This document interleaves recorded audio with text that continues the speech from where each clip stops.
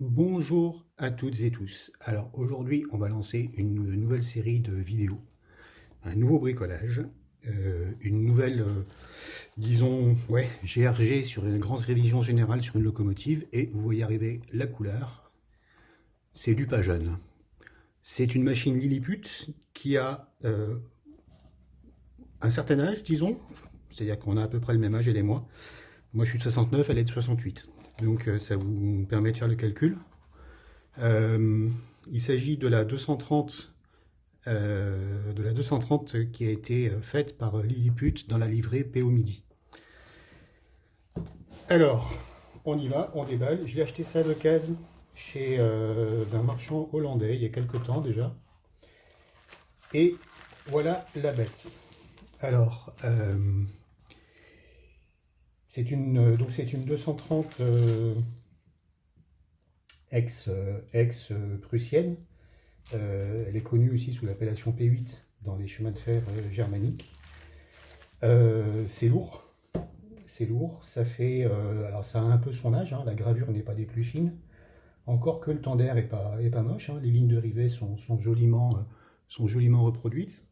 L'emballage est propre, elle est vraiment en bon état et j'étais super content de trouver ça dans cette livrée PO Midi. C'est la 230 715 du dépôt d'Agen. Agen. Alors, on va regarder ce qu'elle a dans le ventre. On va regarder comment c'est foutu. Et puis on va regarder ce qu'on peut en faire. Voilà, voilà, voilà. Alors, je vais la sortir. Et le temps que je l'installe, je vous montre comment roule cette machine quand on la pose sur le banc d'essai. Et vous allez voir, c'est impressionnant. Alors, cette machine est absolument extraordinaire parce que elle a mon âge. Il suffit qu'on la pose sur les rails pour que ça roule. Admirez le ralenti, là on est sous 3 volts 3. Et ça tourne mais comme une horloge, quoi. Comme une horloge, c'est impressionnant. J'aimerais que beaucoup de matériel moderne fonctionne encore aussi bien, même ne serait-ce que 10 ans après. On va la mettre sous 5 volts pour voir. Voilà, donc je viens de faire le changement, là elle tourne sous 5 volts. Ça tricote tout seul, c'est magnifique. C'est magnifique, cette machine a plus de 50 ans. Incroyable, non? Je crois qu'elle est sortie en 68. Et donc on va mettre sur 12 volts. Alors la voilà sous 12 volts. Ça fait un tout petit peu plus de bruit dans la transmission, mais le moteur est super silencieux. Je trouve que cette machine est une vraie merveille, qui mérite qu'on s'en occupe un peu. Et comme elle va rouler sur le réseau, ben, on va voir comment on peut la digitaliser. Et puis lui faire un petit entretien, une petite GRG aussi. Voilà, vous avez pu apprécier le ralenti de la bête. Moi, je suis vraiment très très impressionné par cette machine parce qu'il suffit que je la pose sur les rails ou sur le banc d'essai, on donne un tout petit peu de courant et ça part, ça tourne vraiment comme une horloge. C'est très très très impressionnant. Alors, bon, le tender est solidaire, donc il faut prendre bien soin à sortir les deux éléments en même temps. Alors bon, elle a les traces de son âge, hein. Il y a un peu d'usure et un peu de saleté sur les roues du bogie avant. Euh, la gravure est ce que je vous disais qu'elle était, hein, c'est pas, mais ça reste de la super belle, ça reste de la super belle qualité, vraiment très très belle. Il y a un certain nombre de pièces rapportées, je suppose, parce que ça n'a pas été moulé avec l'ensemble. Les rambardes ici sont, enfin les mains courantes plutôt sont jolies, fines et pas oxydées. Le petit cheval ici, éventuellement, on pourra le remplacer si on veut détailler, mais je suis pas vraiment certain de vouloir super détailler cette machine. Il me plaît bien de la laisser dans son jus, justement parce que je trouve que ça me permet de reconnaître que c'était une très jolie chose. Quand on... Vraiment, c'est lourd. Il faudra que je la pèse et puis j'indiquerai sans doute dans la description le poids de cette machine, mais c'est vraiment du costaud, c'est du solide. Quand je pense ce que faisait Jouef à la même époque, on en est vraiment très très très loin, quoi. On est vraiment très très loin. Il y a même une forme d'élongation entre le tender et la machine, elle peut rouler sur des courbes relativement serrées, du fait que l'attelage entre les deux permet de prendre permet de modifier la distance. Alors, donc on voit ici la transmission, c'est un gros pignon métallique qui attaque le premier essieu moteur. Enfin, le premier essieu accouplé ici, alors que l'essieu moteur sur la véritable machine est le deuxième. Les roues sont propres, l'essieu moteur ici est bandagé, mais j'exclus pas de devoir changer les bandages. Le bogie avant est monté sur ressort, pour être sûr qu'il colle bien à la voie. Et il y a des prises de courant qui sont installées sur les bogies du tendère. Donc bon, ça devrait permettre de faire pas mal de choses. L'attelage en tôle emboutie à l'arrière ici, on pourra le remplacer par autre chose, ça on verra quand on y sera. Et bien je propose qu'on commence par regarder ce qu'elle a dans le ventre. Je vais la tourner, comme ça vous aurez la vue du bon côté. Et j'attrape les petits tournevis, puisque pour lever la caisse, il y a juste une vis qui est ici, que j'ai mis du temps à trouver parce que finalement elle est assez discrète. Elle n'est pas super visible. Donc on dévisse gentiment. Hop, hop, hop. Voilà. Et on peut lever l'ensemble chaudière, tablier, cabine. Hop, voilà. Alors, qu'est-ce qu'on trouve dessous? Outre l'attelage avec le tendère ici, on a un gros lest. Un petit moteur. Finalement, j'aurais pensé qu'il allait être beaucoup plus gros que ça. Il y a un peu de nettoyage à faire. Un moteur avec un gros volant d'inertie bien lourd qui attaque par une vis sans fin un pignon. Est-ce que je vous le montre comme ceci? Là, je suppose que c'est visible. Oui. Qui attaque par une vis sans fin un pignon qui lui-même transmet le mouvement à un pignon plus petit qui est juste à côté. Le pignon rouge est double en fait, de diamètre. Et c'est ce plus petit qui attaque le pignon métallique que l'on voit sous la machine, qui transmet le mouvement à l'essieu, au premier essieu accouplé. Voilà. Alors, qu'est-ce qu'on va pouvoir faire avec ça? L'idéal, ce serait évidemment de pouvoir lui monter un décodeur. Comme je vous l'ai dit, j'ai pas vraiment envie de faire de grosses modifications sur la machine parce qu'elle marche super bien comme ça. Je vois que là, il y a des ampoules qui doivent servir à éclairer les feux. Il y a deux ampoules, je pense, qui servent à éclairer les feux par sans doute des conduits de lumière qui passent là-dessous. Il devrait y avoir moyen d'accéder à cette partie-là. Le tendère est juste porteur, donc, mais assez lourd cependant, et il transmet visiblement par un seul fil le courant à la machine. Alors, est-ce que ça veut dire que tous les essieux isolés sont du même côté? J'ai bien l'impression que oui. On confirmera ça en démontant. Mais là, je ne vois qu'un seul fil qui sort du tendère et qui est soudé sur la machine. Ici. Vérifier que je suis toujours dans le cadre, voilà. Peut-être qu'on pourra doubler la prise de courant du tendère, ce serait pas une mauvaise idée. Et ça, c'est l'éclairage pour les ampoules. Et bien, je suppose que la première chose qu'on va faire, ça va être de désaccoupler le tendère de la loco. Et pour ce faire, on va simplement supprimer le point de soudure qui est là, qui assure la liaison électrique. Voilà. Et on pourra travailler sur les deux séparément l'un de l'autre. Ah, non, c'était pas suffisant. Alors, le fil continue sa route.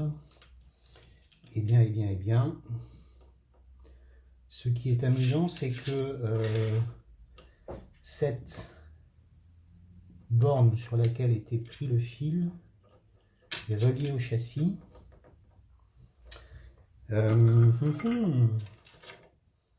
Et le fil qui vient là, fait-il le tour? Oui, il fait le tour et il vient alimenter ce côté-ci du moteur. Donc, pour séparer les tendères, je dois aussi faire sauter cette petite goutte de soudure qui est là. Est-ce que j'ai une petite pince sous la main? Oui, normalement j'ai une petite pince sous la main. Ce serait quand même plus simple. Ben non, j'en ai pas. Je vais chercher une pince, je reviens. Voilà la petite pince. Alors, maintenant qu'on a la petite pince, on va pouvoir défaire ce point de soudure et ainsi libérer notre tender. Alors, comment est-ce qu'on va attraper ça? On va attraper ça comme ça ici. Alors cette machine là, c'est le modèle Lilliput parce que je voulais absolument avoir celle qui était dans la version, dans la livrée PO Midi. Mais vous la trouvez bien évidemment chez tous les grands fabricants. J'en ai une aussi qui est, beaucoup plus récente, fabriquée par Rocco, et qui elle sera dans un autre temps transformée en machine purement MIDI, puisqu'il y a eu des tas de machines comme ça qui ont été livrées à l'armistice au chemin de fer français. Alors, voyons. Bon, on va laisser ça de côté. Donc, en se souvenant que... mais c'est ça qui est curieux. C'est ça qui est curieux. Je pense qu'on va refaire quand même d'une certaine façon la prise de courant. Parce que j'aime pas trop les prises de courant qui utilisent le châssis comme conducteur. De toute façon, en digital, c'est pas recommandé. Donc, essayons de voir maintenant ce que le tender a dans le ventre. On va évisser ça.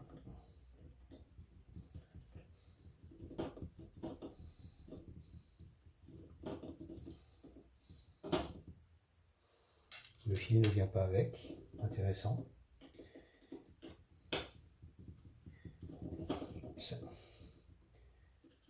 Peut-être un peu de lumière. Sans faire entrer la grosse lampe verte dans le champ. Waouh! Je suis la grosse lampe verte qui vient te manger avec le train. Bref.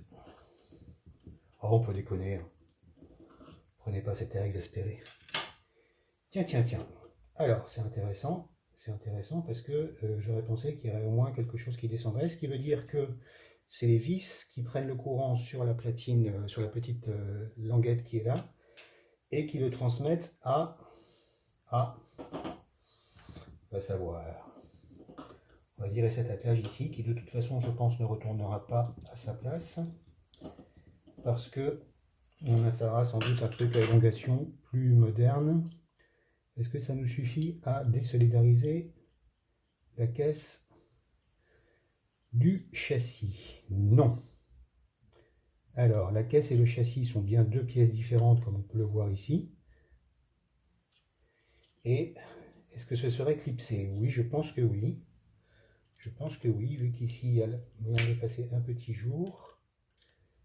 Faut y aller doucement, hein. On ne sait pas comment c'est fait, on ne sait pas quel âge ça a. Enfin si, on sait quel âge ça a, mais on ne sait pas. J'ai l'impression qu'en fait ça a été collé. J'ai l'impression que ça a été collé, voilà, et que ça n'est pas prévu pour être vraiment démonté. Alors, intéressant. Donc mes vis arrivent ici sur ce gros bloc de lest, et c'est lui qui récupère le courant et qui le transmet à ma machine. Donc ça veut bien dire que les roues prennent le courant du même côté. Le tender ne transmet qu'une des deux polarités. Bon, ben ça c'est intéressant, c'est bon à savoir, parce qu'on va faire, on va remodifier le truc, on va remodifier les branchements pour faire en sorte que le tender puisse prendre les deux polarités. C'est-à-dire qu'un bogie prendra d'un côté et l'autre bogie prendra de l'autre. Ouais, je vois à peu près comment on va faire. On va garder le principe des lamelles. Mais ce ne seront peut-être pas les vis qui conduiront le courant. Je vais réfléchir à la situation, parce que évidemment si je prends sur un bogie la file de droite et un bogie la file de gauche, enfin le rail de gauche, et que je reconnecte mes deux vis sur le même bloc de métal, je vais évidemment droit au court-circuit. Oui, bon alors il y a sans doute, il n'y a pas moyen de visser directement sur le châssis. Voilà, il y aurait presque moyen de visser directement sur le châssis. Et à ce moment-là, on s'affranchit du lest comme transmetteur. On va réfléchir à ça. De toute façon, ce genre de chantier, ce ne se fait jamais, surtout sur une machine que tu découvres comme ça. Hein. Bon, sur les bébés, sur les petites bébés Rocco, là, je peux avancer, mais sur une machine que tu découvres comme ça, tu ne sais pas comment elle a été faite, donc ça demande quand même pas mal de réflexion. Alors, voyons. Ça. Mais je suis quand même super content de voir comment c'est fait et de trouver que c'est de la belle qualité. C'est vraiment du beau. C'est vraiment du beau matériel. Je garderai sans doute la tige de transmission, la barre de transmission entre le tender et la machine. Alors, fidèle à mon habitude, je vais prendre une caisse dans laquelle je vais mettre ce que je démonte. Donc, notre tender, ces deux bogies, ces deux vis vont aller ici. Ça, ce sera pour la suite. Je vais mettre aussi dedans la caisse, enfin le tablier, la pièce, disons, de superstructure de la machine. Alors c'est pas mal, hein, c'est quand même pas mal reproduit, c'est assez... voilà, j'essaie de mettre le bon éclairage pour vous montrer, il y a quand même du détail. Hein. Quand on se souvient des machines Rivarossi à la même époque qui avaient le moteur dans la cabine de conduite, là je trouve que c'est quand même plutôt bien foutu. Ce que j'apprécie aussi beaucoup sur cette machine, c'est le petit moteur qui est là. Et là, je me dis que je ne sais pas quel type de moteur c'est, mais ils ont pris de la bonne camelote. Parce que mine de rien, bon, je l'ai déjà fait rouler, hein, évidemment, en analogique. Ça enlève une rame de 10 voitures OSEM récentes, hein, des REE, des LSM et compagnie, absolument sans sourciller. Donc un petit moteur comme ça, belle pièce, belle puissance. Alors, ensuite, qu'avons-nous sous ce lest? Est-ce qu'il y a moyen de le supprimer, enfin de le retirer plutôt? Est-ce qu'il y aura une vis là-dedans? Oui, j'ai bien l'impression que oui. Mais je suis pas sûr que mon tournevis arrive au fond, trop gros.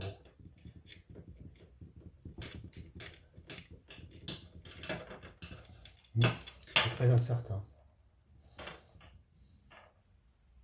C'est très incertain. Non, il n'y a pas de vis. C'est là-dedans que vient prendre appui la vis qui est sur le dessus de la superstructure que j'ai démontée en premier. Bien. Donc il faudra pouvoir retirer ce lest d'une façon ou d'une autre. Je vois qu'il a l'air d'être posé ici sur un bloc de métal qui doit être lourd aussi. Bien. Alors, on va regarder ce qu'il y a maintenant sous le carter ici, en dessous de la machine. Voir s'il y a des choses, je pense qu'il y a juste les éventuelles gorges ou paliers dans lesquels tournent les deux essieux arrière. Ce que j'aimerais comprendre, c'est comment se fait la prise de courant sur la machine, parce que là, je ne vois quand même pas grand-chose, si ce n'est que il n'y a pas de capteur. Il n'y a pas de capteur en cuivre entre les roues et le châssis, en tout cas pas à ce que je vois, comme c'était le cas par exemple sur les machines Jouef. Donc on va regarder, on va se la poser sur un berceau en mousse pour la démonter proprement et on va regarder ça. Voilà, alors le berceau en mousse, vous l'avez déjà vu hein, dans une autre vidéo, sur, je crois que c'était sur la première vidéo de la série Atelier. Le petit bogie ici à l'avant, je pense que je vais l'écarter pour l'instant, histoire qu'il ne nous embête pas trop. Donc il est monté, c'est très simple, hein, mais c'est super efficace. Il est monté sur cette plaque qui est tenue au châssis par la vis qui est là, la plaque noire. Et il y a une lamelle de cuivre dessous qui fait ressort et qui fait que le bogie est bien plaqué sur la voie. Simple, efficace, parfait. Voilà, on fera un petit coup de nettoyage sur les roues, encore qu'elles ne soient même pas si sales, mais on fera un petit coup de nettoyage sur les roues, on repeindra peut-être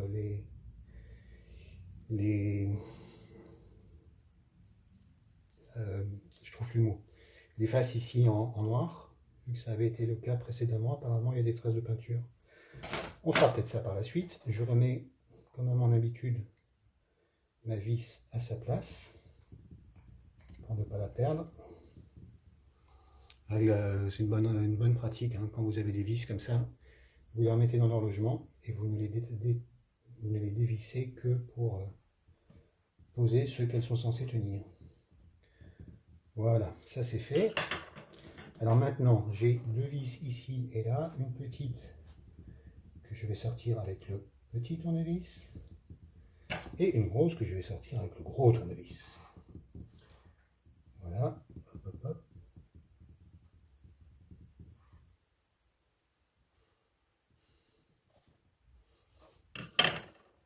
Il y a toujours des tournevis de plusieurs tailles dans votre atelier. C'est pratique. Maintenant, la grosse vis est courte et la petite vis est longue. Bien, alors comme je m'y attendais, il y a effectivement rien d'autre que le système de roulement. En revanche, je me demande comment c'est foutu, parce que les tubes de laiton que vous voyez ici n'ont pas l'air de vouloir sortir de là où ils sont. Donc, est-ce qu'ils sont pris?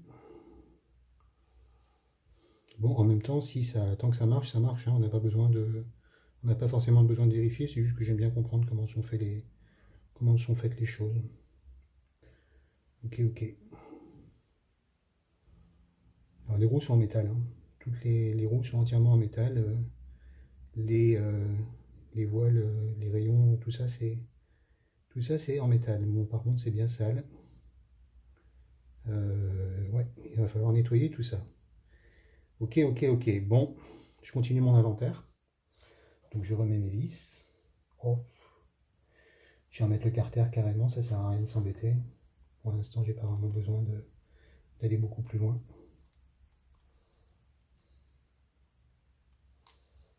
Voilà.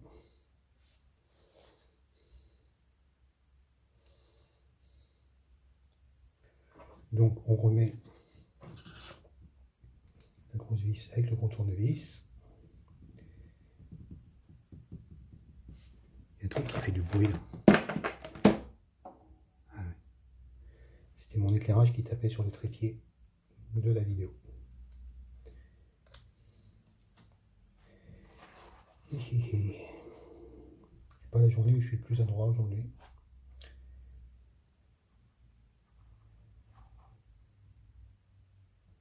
C'est pas la meilleure journée du mois.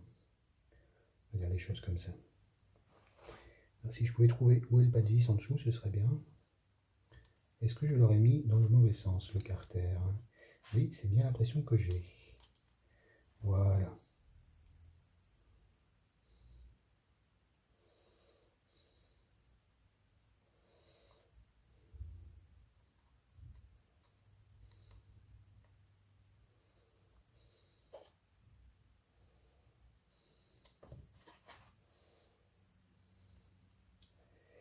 Ouf, ça va vite me fatiguer cette affaire. Alors, elle est censée venir là. C'est génial parce qu'on voit absolument pas où elle doit venir, on voit absolument pas où est le trou pour mettre la vis. Voilà, là j'ai l'impression que ça mord. Non. Bien, bien, bien. Beaucoup d'hésitation dans cette vidéo, Antoine. Beaucoup d'hésitation dans cette vidéo. Bah ouais, mais on peut pas toujours vous montrer que des trucs qui marchent du premier coup, hein. Pas possible ça. Pas possible. Et en plus, je la mettais pas au bon endroit, la grosse vis. Je la mettais pas au bon endroit puisqu'elle doit aller juste avant l'essieu, là.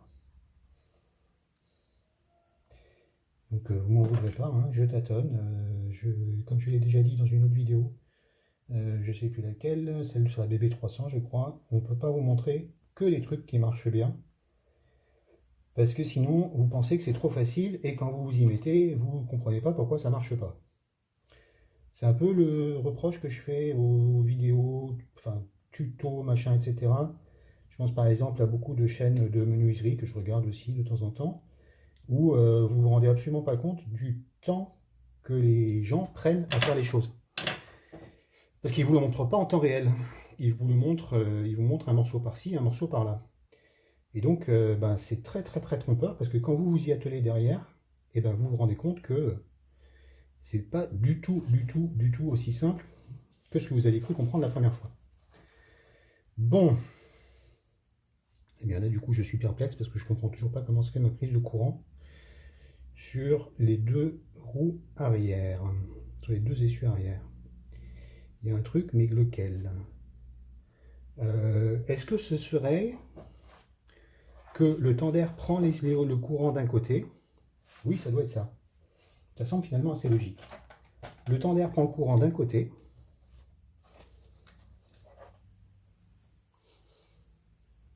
Et la machine prend le courant de l'autre. Ce qui expliquerait que la machine prend le courant au châssis et amène le courant par ce fil. J'espère que vous voyez bien. La machine prend le courant sur une des deux roues, n'importe laquelle, transmet le courant au châssis et le fait remonter par ce fil jusqu'à cette borne du moteur. Et comme vous l'avez vu tout à l'heure, le tender prend le courant sur l'autre rail et amène le courant à cette autre borne du moteur. Il y a un seul fil pour l'éclairage à l'avant, puisque l'autre fil est représenté par le châssis. C'est ça. C'est ça, c'est ça. Donc je prends mon multimètre pour garder, pour vérifier mon hypothèse. Donc je ne sais pas si c'est important pour vous de voir le... Voilà. Hop. Quand mes deux sondes se touchent, la valeur passe à 0, parce que ça veut dire que le courant passe. Si ça reste à 1, c'est-à-dire que le courant ne passe pas et c'est que c'est isolé. Donc, si je le mets là, est-ce que vous voyez quelque chose? Je suppose que oui. Où est-il? Il est là. Si je relève légèrement, ouais, là vous voyez. Donc je sais que mon courant arrive sur le châssis. Et vient-il de cette roue-ci? Oui. Et de cette roue-là? Non, évidemment, puisque sinon il y aurait un court-circuit sur la voie. Donc ça veut dire que la machine prend le courant à droite et le tender prend le courant à gauche. Ouais. Donc ça veut dire que j'ai vraiment besoin d'avoir une connexion électrique entre les deux. La machine prend le courant sur ces deux roues-ci et le tender prend le courant sur les 4 roues qui sont ici sur le côté. Bon. Et évidemment, il n'y a pas moyen, ça va pas être simple si on veut faire une modification de la prise de courant. En même temps, elle marche super bien comme ça, donc je suis pas sûr d'avoir vraiment envie de faire de grosses modifications sur... Voilà. Bon, on va réfléchir à tout ça. Je vais arrêter la vidéo ici parce que c'est juste la première vidéo d'introduction. Et je vais réfléchir à comment je peux mettre tout ça en musique. Alors, quand même, juste pour le plaisir, avant de couper, je vous signale que à l'attelage, à l'avant de cette machine, en 1968, on mettait des attelages à vis fonctionnels. Si j'arrive à le déplier, parce que j'ai pas dû bien l'arranger, ou alors que sais-je, mais l'attelage à vis est là et pend comme un vrai. Vous voyez la finesse du truc.